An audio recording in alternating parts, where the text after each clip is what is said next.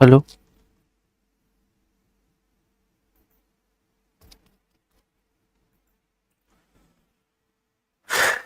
नमस्कार साथियों, एनालाइजर में आपका स्वागत है। राष्ट्रीय विधिक सेवा प्राधिकरण या फिर विधिक सेवा प्राधिकरण अधिनियम 1987 के अंतर्गत अब हम चलेंगे अगले क्लास में, और इस क्लास में हम देखेंगे सीधे सीधे अभी तक जो हमने पढ़ाई की है अध्याय 3 तक कर ली है। अब इस वीडियो में हम देखेंगे, इस क्लास में हम देखेंगे अध्याय 4 पर बात करेंगे। अध्याय 4 क्या है? तो अध्याय 4 में लिखा है विधिक सेवाओं के लिए हकदारी। विधिक सेवाओं के लिए हकदारी। इसका मतलब क्या है? इसका मतलब यह है कि जो विधिक सेवा प्राप्त करने का विषय है, यानी जो दुर्बल वर्ग है, वो तो बता दिया गया कि दुर्बल वर्ग को विधिक सेवा मिलेगा, निःशुल्क विधिक सेवा मिलेगा, यानी ऐसी कोई व्यवस्था मिलेगी उनको कानून के मामले में कि वो अपनी दुर्बलता की वजह से या फिर अपनी गरीबी की वजह से, अपनी नासमझी यानी जानकारी के अभाव की वजह से कानून का लाभ लेने से वंचित न रह जाए, वैसे वर्गों को दिया जाएगा विधिक सेवा। लेकिन वैसे वर्ग के अंतर्गत कौन कौन होंगे, किसको हम मानेंगे? मैं कहूंगा कि मैं दुर्बल हूं, मेरे से भी कोई गरीब है वो कहेगा मैं दुर्बल हूं, मेरे से कोई अमीर है वो कहेगा मैं दुर्बल वर्ग से हूं। तो किसको दुर्बल वर्ग में माना जाएगा, यानी किसको विधिक सेवा दी जाएगी जो कि निःशुल्क विधिक सेवा होगी? ये बात हम बात करेंगे अध्याय 4 पे। विधिक सेवा के लिए हकदारी में का मतलब यही है कि विधिक सेवा के लिए हकदार कौन होगा। और अध्याय 4 के अंतर्गत हमको दो धाराएं पढ़नी है मुख्य रूप से। एक तो होगा धारा 12,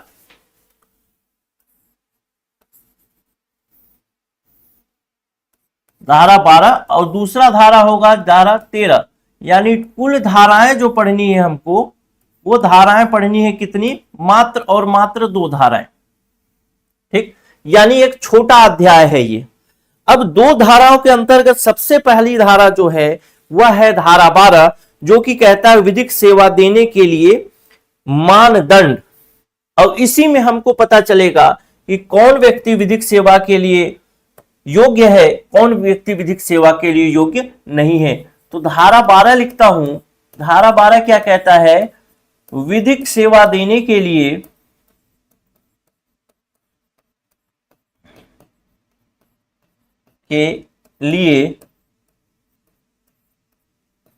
मानदंड, यानी कौन कौन से पैमाने होंगे, कौन कौन से पैरामीटर होंगे जिसमें यह जांचा जाएगा कि कोई व्यक्ति विधिक सेवा प्राप्त करना, कि उसको विधिक सेवा देना है या नहीं देना है, यानी कौन से वर्ग के व्यक्ति को। दुर्बल वर्ग तो मैंने कहा, लेकिन दुर्बल वर्ग में कौन है? तो आपके अधिनियम में लिखा है कि प्रत्येक व्यक्ति जिसे कोई मामला फाइल करना है या उसे अपनी प्रतिरक्षा करनी है, इस अधिनियम के अधीन विधिक सेवा का हकदार होगा यदि व्यक्ति, मतलब विधिक सेवा कब दी जाएगी? कुल मिला के यहां पर जो विधिक सेवा की बात हो रही है, धारा 12 के अंतर्गत विधिक सेवा की बात कर रही है, यह वकील वाली बात कर रही है, यानी इसमें उसको वकील दिया जाएगा चीजों को हैंडल करने के लिए।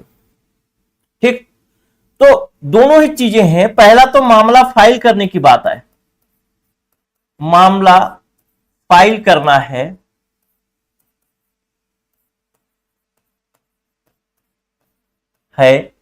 या किसी मामले में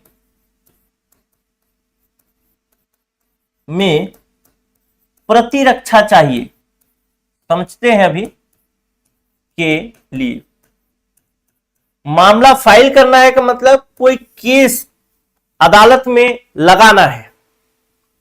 दूसरा, जैसे मान लेते हैं मैं एक दुर्बल वर्ग से हूं और मेरे जमीन को किसी ने छीन लिया, अब मुझे केस अदालत में लगाना है, तो उसको क्या बोलेंगे? मामला फाइल करना। और दूसरा केस अगर देख लेते हैं, दूसरी कंडीशन देख लेते हैं कि मुझे मेरे ऊपर किसी ने गलत आरोप लगाकर अदालत में एक केस फाइल कर दिया, एक मुकदमा फाइल कर दिया। अब उस मुकदमा से मुझे बचाव चाहिए तो उसको कहेंगे क्या? प्रतिरक्षा शब्द के रूप में जानेंगे। और फाइल करना मतलब अदालत में क्या बोलते हैं उसको, मुकदमा दायर करना से। तो कोई व्यक्ति धारा 12 के अंतर्गत मामला फाइल करना चाहता है या उसकी प्रतिरक्षा करना चाहता है तो उसे विधिक सेवा दी जाएगी, लेकिन कुछ इसके कंडीशन होंगे। कौन से कंडीशन होंगे, कौन सी शर्तें होंगी जब उसे विधिक सेवा दी जाएगी, वो भी निःशुल्क, खासकर वकील वाली सेवा। विधिक सेवा में ध्यान रखिएगा, वकील की सेवा बस शामिल नहीं है। विधिक सेवा में क्या कानून संबंधी जानकारी देना, कानून संबंधी प्रचार प्रसार, ये सब विधिक सेवा के अंतर्गत ही आते हैं। तो सबसे पहला शर्त देखते हैं कि वह व्यक्ति, पहला नंबर पॉइंट देखते हैं कि वह व्यक्ति क्या हो, अनुसूचित जाति से हो या अनुसूचित जनजाति से हो। यानी या तो वह व्यक्ति एसटी वर्ग से हो या एससी वर्ग से हो। एसटी मतलब अनुसूचित जनजाति और एससी मतलब अनुसूचित जाति। दूसरा ख नंबर पॉइंट देखते हैं। ख नंबर पॉइंट कहता है कि जो हमारा अनुच्छेद 23 है,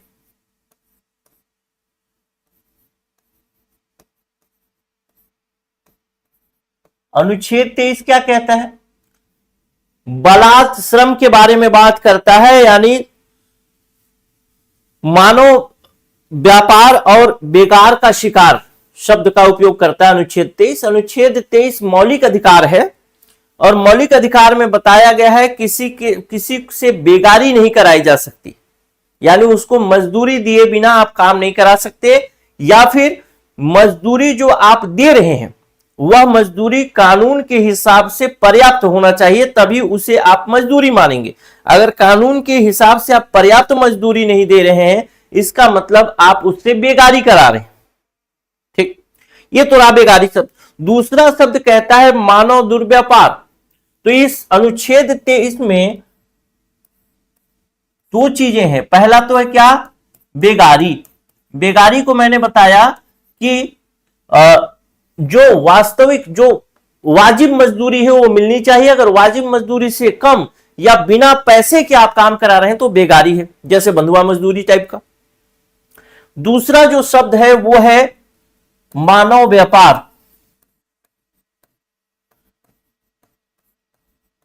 मानव व्यापार कहने का मतलब है कि पहले जो, जैसे आज गाय भैंस बाजारों में बिकते हैं, वैसे ही पहले भारत में भी या भारत के बाहर भी दूसरे देशों में क्या होता था, लोग खरीदे और बेचे जाते थे।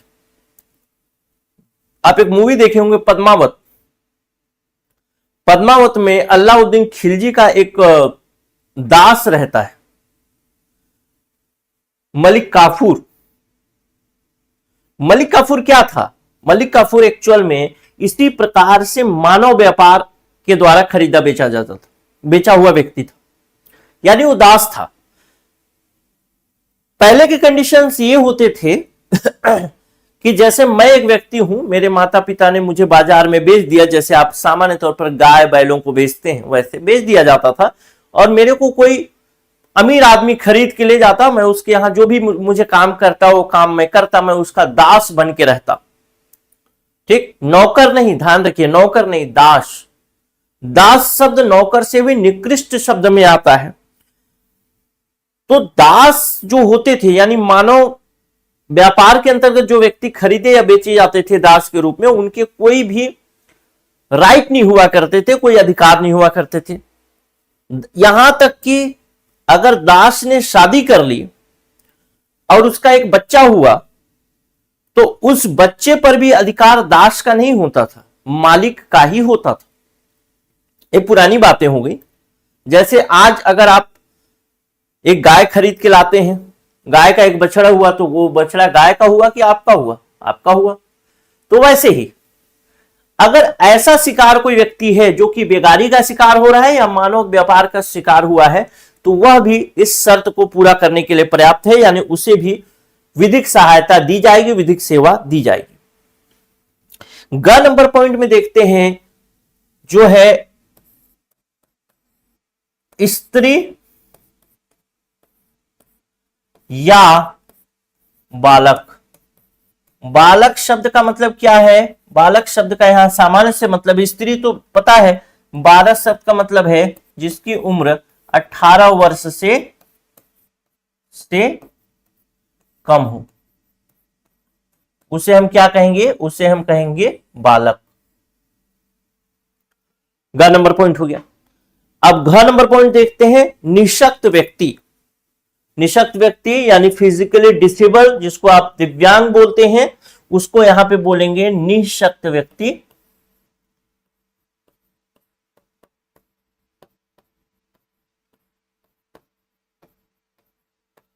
अब ये निशक्त व्यक्ति कौन होगा, इसके विषय में भी इतना तो आपसे डीप में नहीं पूछेगा, लेकिन आपको मैं बता देता हूं कि निशक्त व्यक्ति के लिए एक अधिनियम बना है जिसका नाम है समान अवसर अधिकार संरक्षण और पूर्ण भागीदारी अधिनियम 1995। और उस 1995 के अधिनियम में बताया गया है निशक्त व्यक्ति की परिभाषा। उसी परिभाषा के अनुसार जो निशक्त व्यक्ति होगा उसे यहां पर निःशुल्क विधिक सेवा दी जाएगी। ठीक, यानी 1995 के अधिनियम के अनुसार निशक्त व्यक्ति निर्धारित किया जाएगा। इसको ध्यान रखने की जरूरत नहीं, आपसे पूछेगा नहीं, लेकिन कभी अगर मान लेते हैं, कभी घुमा फिरा के पूछ ही दिया तो कितना लंबा याद करोगे? कम से कम 1995 याद रहेगा तो भी काम हो जाएगा। और इस पॉइंट से प्रश्न आएगा, ध्यान रखना। ठीक, फिर अगला नंबर पॉइंट जो है घ नंबर के बाद चलते हैं अंग नंबर में।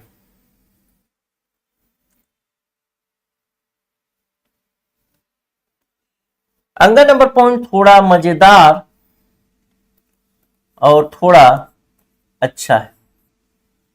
अंग नंबर पॉइंट कहता है, देखिए कि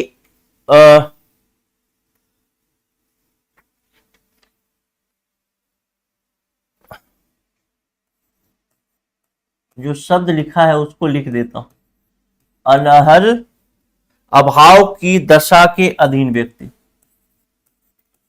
अभाव की दशा के अधीन व्यक्ति, इसका मतलब क्या है कि ऐसा व्यक्ति जो कि अभाव की दशा में जी रहा है, लेकिन अभाव की दशा कैसे निर्मित हुई? तो जैसे कहीं पर जातीय हिंसा हुई और एक जात के बहुत सारे लोगों को मार दिया गया, अब उसमें से कोई एक दो व्यक्ति बचे हैं उस जात के, तो उसको क्या बोलेंगे? इसी श्रेणी में बोलेंगे अभाव की दशा के अधीन व्यक्ति। ठीक, तो एक एग्जाम्पल तो इसमें लिख सकते हैं जो आपके अधिनियम में दिया गया है, जातीय नरसंहार। जातीय उल्टा होगा ना, जातीय नरसंहार।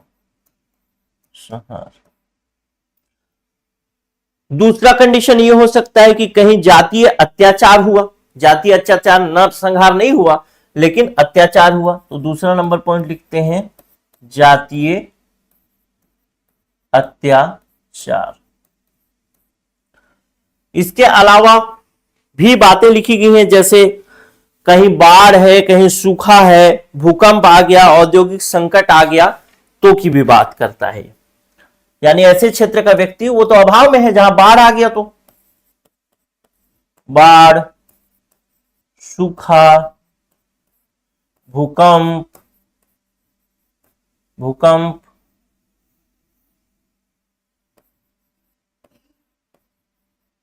भूकंप, या इसके अलावा कहें कहीं पर एक और आ गया कि औद्योगिक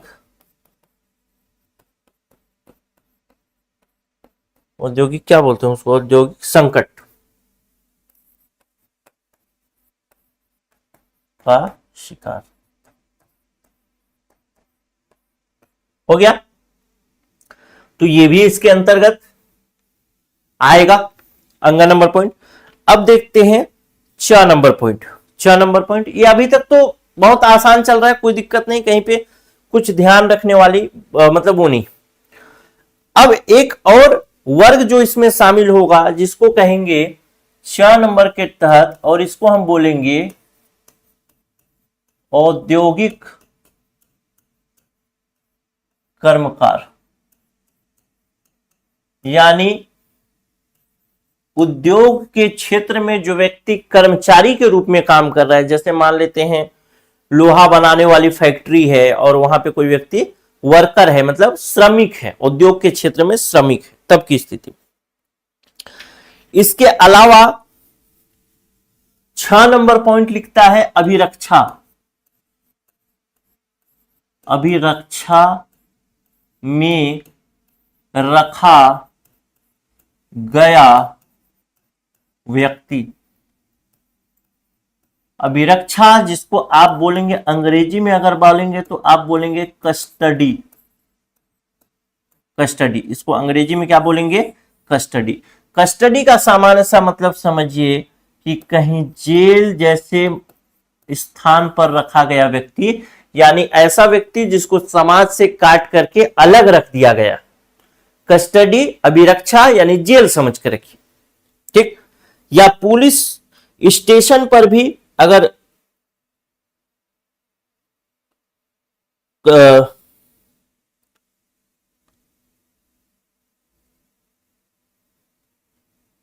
पुलिस स्टेशन पर भी रखते हैं तो उसको भी कस्टडी ही बोला जाता है। लेकिन जेल के साथ पुलिस स्टेशन तो है ही, लेकिन इतना ही तक यह समाप्त नहीं होता, ये आगे भी बढ़ता है। कैसे आगे बढ़ता है? ये पहला बात कहता है कि अभिरक्षा में रखा गया व्यक्ति, मतलब कस्टडी जेल में रखा गया है या पुलिस स्टेशन में रखा गया है, वो तो एक है। दूसरा, किसी संरक्षण गृह में रखा गया व्यक्ति भी इस वाला जो विधिक सहायता है उसको प्राप्त करने का हकदार होगा। तो इसके साथ अभिरक्षा में क्या क्या शामिल है? तो जेल और पुलिस तो है ही, संरक्षण गृह भी शामिल है। अब कहेंगे संरक्षण गृह क्या होता है? तो मेरा उत्तर होगा, एक अनैतिक व्यापार निवारण अधिनियम बना 1956 में। ठीक, कब बना? 1956 में।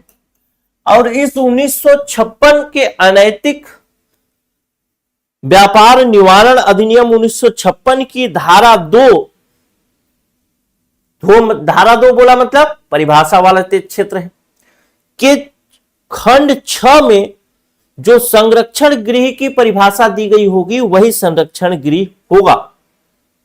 यानी कहना मैं चाहता हूं कि आपको इतना याद रखने की जरूरत नहीं है, बस ये याद रखिए कि संरक्षण गृह में रखा गया व्यक्ति भी इस सेवा का लाभ ले सकता है, विधिक सेवा का। और संरक्षण गृह की स्थापना कैसे होगी? तो अनैतिक व्यापार निवारण अधिनियम 1956 के अंतर्गत की जाएगी और 1956 के धारा 2 के खंड 6 में बताया गया है कि संरक्षण गृह क्या हो। इसके अलावा किशोर गृह में रखा गया व्यक्ति भी इस सेवा को ले सकता है। और इस किशोर गृह की बात करूं तो ये किशोर गृह कैसे बनेगा? तो एक अधिनियम आया 2015 में। 2015 में आया था कि 5 में? अच्छा, 2015 में इसको अपडेट कर दिया गया था। वैसे ये आया था 1986 में, जिस अधिनियम का नाम था किशोर न्याय अधिनियम। और इस किशोर न्याय अधिनियम के अंतर्गत किशोर गृह की स्थापना की जानी थी। इसके अलावा कोई मनश्चिकित्सीय अस्पताल या मनश्चिकित्सीय परिचर्या केंद्र, मनश्चिकित्सीय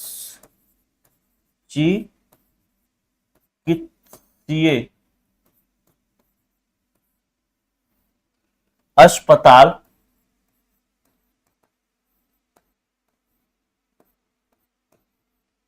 या फिर कहें मनश्चिकित्सीय परिचर्या गृह, परिचर्या चर्या गृह। ठीक, इसमें भी कोई व्यक्ति रखा गया है तो उसको भी क्या, उसको भी विधिक सेवा जो है, निःशुल्क विधिक सेवा दिया जा सकता है। अब ये दो चीजें देख रहे हैं, इसको तो समझ गए कि भाई 1956 में एक अधिनियम आया था, उसके अंतर्गत हुआ व्यापार निवारण वाले के अंतर्गत। किशोर गृह जो बना वो किशोर न्यायिक अधिनियम आया था 1986 में, उसके अंतर्गत हुआ। ये कहां से हुआ? तो ये समझिए कि एक अधिनियम और आया था, जो कि आया था कब? 1987 में, जिसको कहा जाता है मानसिक स्वास्थ्य अधिनियम 1987। यानी ये चीज क्या है जान रहे? जैसे कोई व्यक्ति पागल हो गया, आपकी नजर में पागल हो गया, यानी उसकी हरकत जो है समाज में स्वीकार्य जैसी नहीं है, तो आप उसको कह सकते हैं कि पागल हो गया। या कोई व्यक्ति नशा करने लगा और नशा करते करते इतना एडिक्ट हो गया कि उसको नशा मुक्ति केंद्र में रखा गया, तो वो सब चीजें इसी के अंतर्गत आएंगी। तो इसके अंतर्गत आने वाले व्यक्ति भी निःशुल्क विधिक सहायता ले सकते। ठीक, अब ज नंबर पॉइंट है जहां से प्रश्न और भी थोड़ा डीप में पूछा जा सकता है, तो हम लोग ज नंबर पॉइंट में चलते हैं।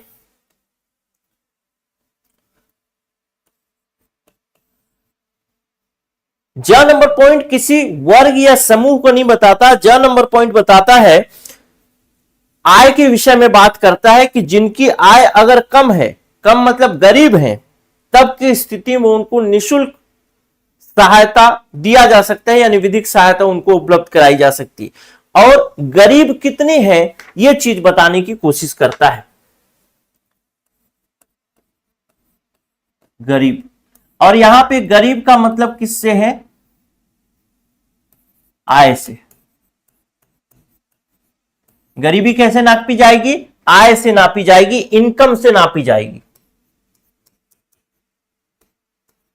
इनकम शब्द को जब भी मैं सुनता हूं, पढ़ता हूं, तो मुझे याद आता है एक बहुत नवयुवना ने एक थोड़े बुजुर्ग व्यक्ति से, अधेड़ उम्र की व्यक्ति से विवाह कर लिया। तो उसकी सहेली ने पूछा कि तुम इसमें क्या देखा तुमने कि तुमने इस बुजुर्ग बुढ़े से शादी कर ली? तो लड़की बताती है, एक तो इसकी इनकम और दूसरे इसके दिन का, तो जैसे ही गुजरेगा सारा पैसा मेरा। ठीक, तो आय के हिसाब से देखा जाएगा कि आय के हिसाब से जिसकी आय कम होगी वो इसका हकदार होगा। तो अब देखते हैं, इसमें दो कंडीशन हो सकते हैं। पहला तो कोई मामला जो कि उच्चतम न्यायालय में लगाना हो।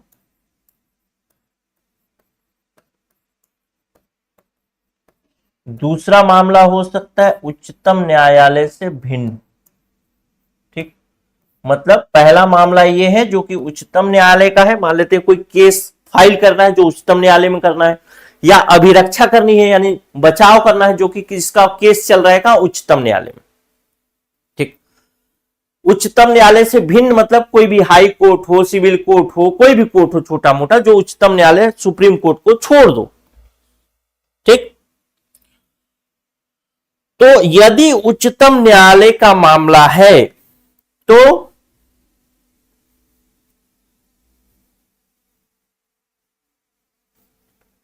किसी की आय, अगर उच्चतम न्यायालय में मामला है तो किसी की आय जो है वो 12,000 रुपए से कम है मंथली। ठीक, मासिक आय लिखा है।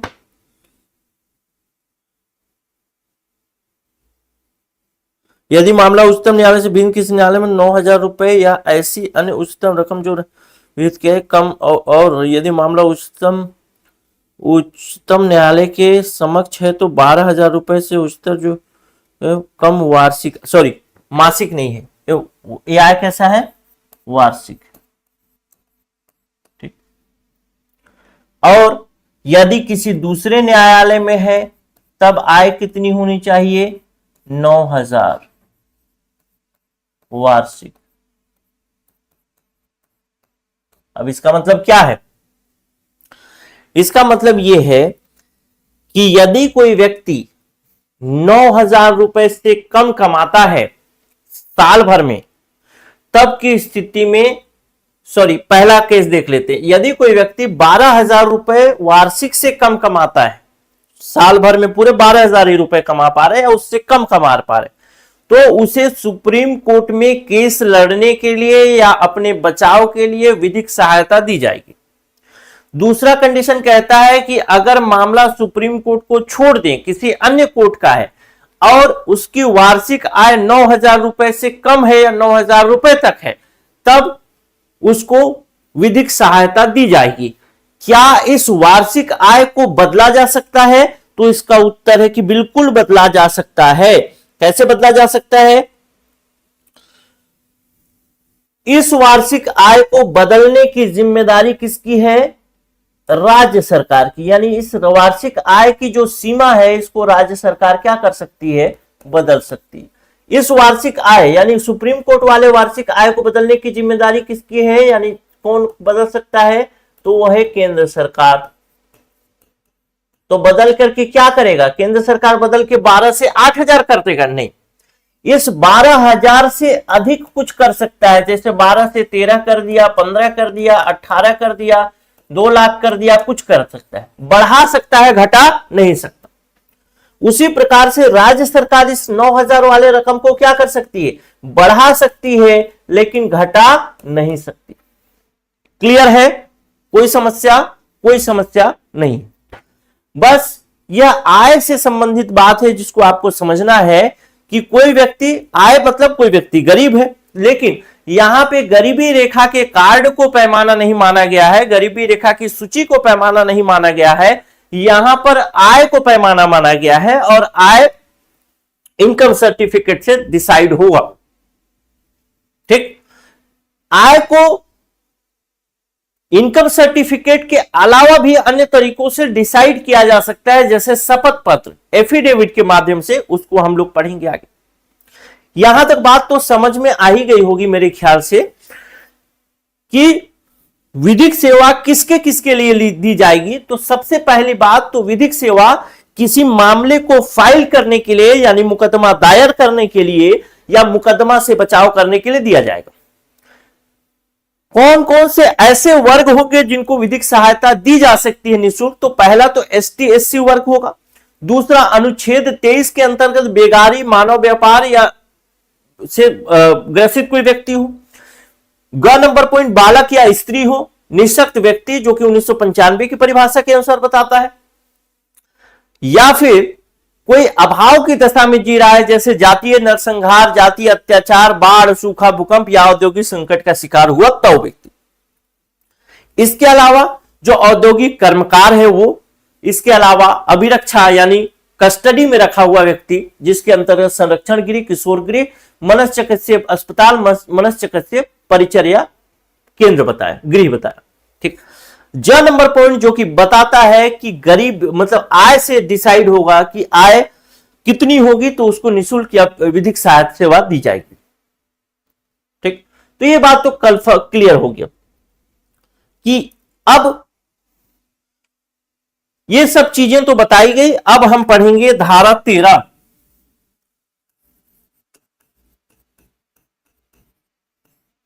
धारा 13, धारा 13 कहता है विधिक सेवाओं के लिए हकदारी।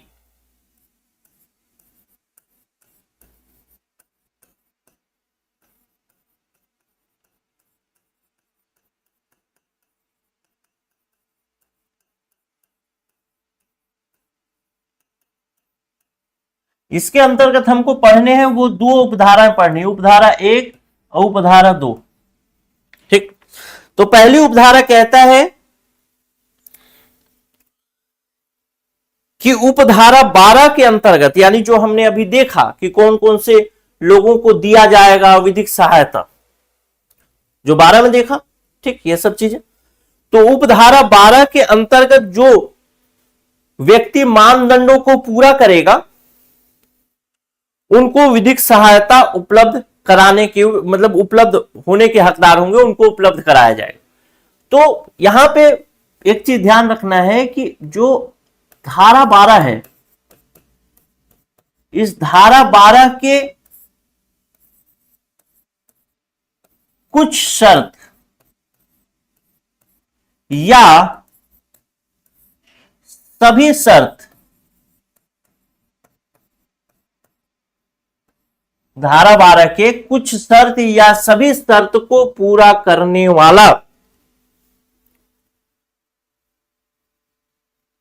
धारा 12 के कुछ शर्त या सभी शर्त को पूरा करने वाले व्यक्ति को विधिक सहायता प्राप्त होगा। यानी ऐसा व्यक्ति जो धारा 12 की कुछ शर्त, धारा 12 की कुछ शर्त मतलब जैसे वो गरीबी वाला शर्त है, या फिर हो सकता है कि सारे शर्त पूरा करे, मतलब एसटी एससी भी हो, अनुच्छेद 23 के अंतर्गत बेगारी का भी हो, स्त्री हो, निःशक्त व्यक्ति हो सकता है जातीय नरसंहार का शिकार हुआ हो सकता है औद्योगिक कर्मकार भी हो, अभिरक्षा में भी रखा गया हो और गरीब भी हो।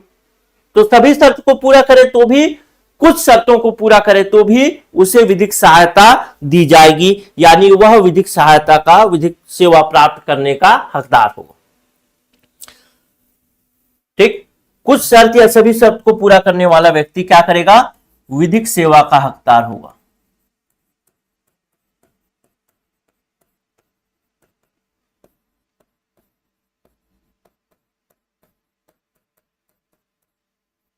लेकिन यहां पर भी आ गया लेकिन एक बात ध्यान रखना है कि विधिक सेवा दी जाएगी कि नहीं दी जाएगी, यह डिसाइड करने का काम होगा जो भी संबंधित प्राधिकरण होगा। यानी जिस प्राधिकरण के सामने ये जाएगा कि मुझे विधिक सेवा चाहिए, जैसे राज्य प्राधिकरण के सामने गया, जिला प्राधिकरण के सामने, तालुक विधिक सेवा समिति के सामने गया, जिसके सामने भी गया वह डिसाइड करेगा, उसको वो निर्धारित करेगा कि वो शर्त पूरा कर रहा है कि नहीं कर रहा है। पहली बात वो निर्धारित करेगा, और दूसरा नंबर जो मेन पॉइंट है उसको भी निर्धारित करेगा कि क्या इसे सच में विधिक सेवा की आवश्यकता है। ठीक, क्या सच में उसे विधिक सेवा की आवश्यकता है या फिर नहीं है। प्रथम दृष्टया अगर उसको लगता है कि विधिक सेवा की आवश्यकता है तो विधिक सेवा देगा, अगर उसे लगता है कि नहीं, इसे विधिक सेवा की कोई आवश्यकता नहीं, या ये जो केस फाइल करना है या अभिरक्षा करना है इसके लिए विधिक सेवा नहीं दिया जाना चाहिए, सबसे पहले तो सब चेक करेगा, दूसरा देखेगा कि प्रथम दृष्टया उसको विधिक सेवा देना चाहिए या नहीं देना चाहिए। क्लियर है, यही तक बात था उपधारा 1। अब उपधारा 2 देखते हैं। उपधारा 2 को देखने से पहले आपको ध्यान करना पड़ेगा जो ज नंबर पॉइंट पढ़ा था। ज नंबर पॉइंट क्या पढ़ा था कि मामला जब उच्चतम न्यायालय में हो यानी हाई सुप्रीम कोर्ट में हो, तब किसी व्यक्ति की आय 12,000 या उससे कम है तो उसे विधिक सेवा दी जाएगी। अन्य न्यायालय में है तो 9,000 या उससे कम है तो विधिक सहायता दी जाएगी। तो यहां पर हमने बात की थी किसमें, धारा 12 के ज नंबर पॉइंट, ज नंबर ही पॉइंट था मेरे ख्याल से, ज ही था, ज। धारा 12 का ज नंबर पॉइंट, ये ज नंबर पॉइंट कहता है आय के बारे में। अब आय के बारे में तो कहता है, लेकिन यहां पे बताया गया है धारा 13 की उपधारा 2 में कि इस ज नंबर पॉइंट के अंतर्गत आय का निर्धारण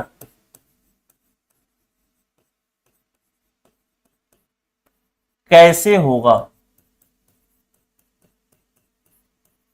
ठीक, तो सबसे पहला पॉइंट तो आय का निर्धारण सामान्य तौर पर जैसा होता है वैसे ही होता रहेगा। अर्थात मान लेते हैं उसके पास आय प्रमाण पत्र है, इनकम सर्टिफिकेट है, तो वो आय का निर्धारक है। लेकिन अगर किसी के पास आय प्रमाण पत्र नहीं है, तब की स्थिति में धारा 13 की उपधारा 2 के अंतर्गत वो क्या कर सकता है, वह एक शपथ पत्र दे सकता है। और इस शपथ पत्र को जो प्राधिकरण होगा वह स्वीकार कर लेगा। कब स्वीकार करेगा, हमेशा ही स्वीकार करेगा, लेकिन एक विशेष परिस्थिति होगी, कोई विशेष कारण अगर आता है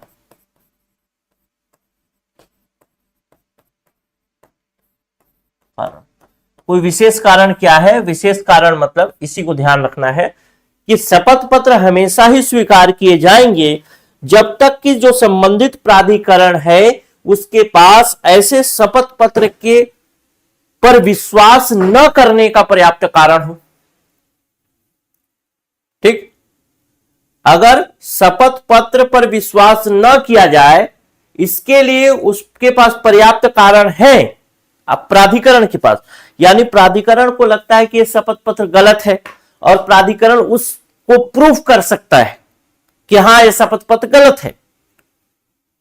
या फिर जैसे एक केस समझते हैं कि मान लेते हैं प्राधिकरण के पास कोई गया, अपना शपथ पत्र दिया, बोला कि मेरी इनकम जो है साल भर की 6,000 रुपए है। ठीक, लेकिन कोई एक व्यक्ति चाहे जैसे भी, प्राधिकरण को पता चल गया कि इसकी इनकम जो है 50,000 रुपए है। ठीक, तो क्या आयोग इसकी बात को मानेगा? बिल्कुल मानेगा कि हाँ मैंने शपथ पत्र दिया 6,000 रुपए। लेकिन आयोग के पास यदि इस 50,000 का कोई सबूत मिल जाए तब आयोग इसकी बात को क्या करेगा? नहीं मानेगा। यानी आयोग के पास जब तक पर्याप्त कोई कारण न हो तब तक आयोग शपथ पत्र को सही मान सकता है आय के रूप में। तो यहां तक था धारा अध्याय 4, और अध्याय 4 के अंतर्गत हमने दो धाराएं देखी, धारा 12 और धारा 13। अब अगले वीडियो में हम बात करेंगे अध्याय 5 पर, जो कि थोड़ा सामान्य सा है, प्रश्न पूछे जाने की संभावना कम है, फिर भी हम लोग चलेंगे, पढ़ेंगे, क्योंकि हो सकता है कि पूछ ले, जितना पूछेगा उतना तो पढ़ाना ही पड़ेगा। मेन जो आगे बढ़ेगा अध्याय 6 से, जहां से फिर से प्रश्न पूछे जाने की लोक अदालत संबंधित बातें आएंगी, तो वहां से संभावना है। नमस्कार।